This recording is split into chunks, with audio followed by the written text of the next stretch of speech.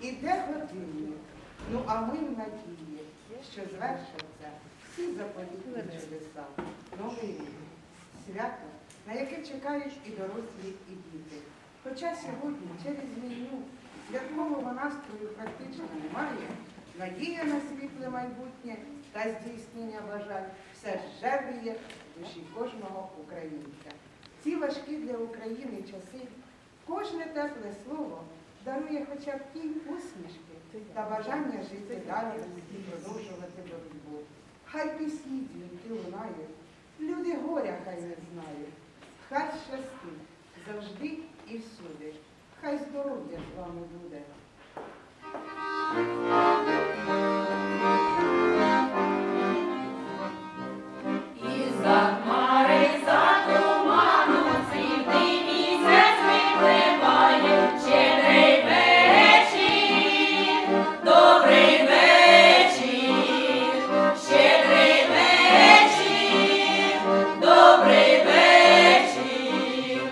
Добрий вечір, добрі люди, хай вам щастя завжди буде.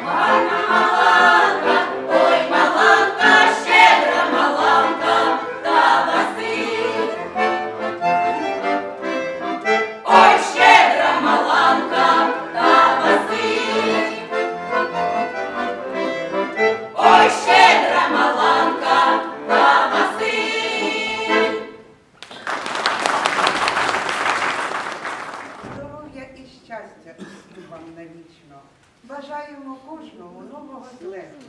Хай рід український прославить планету, щоб вашу оселю засіяли житом, щоб краще й заможніше усім стало жити, щоб мрії здійснялись, роки додавались, щоб в кожній родині весілля гулялись, замети усмішок, хурделиці сміху, застілля святкового всім нам на втіху. Ось сниться, підходить, і чути вже кроки. І з новим вам щастям, і з новим вас роком. А сьогодні святковий настрій вам дарував вокальний аматорський ансамбль «Червона калина», керівник Хорунжий Геннадій Якович. І всі разом!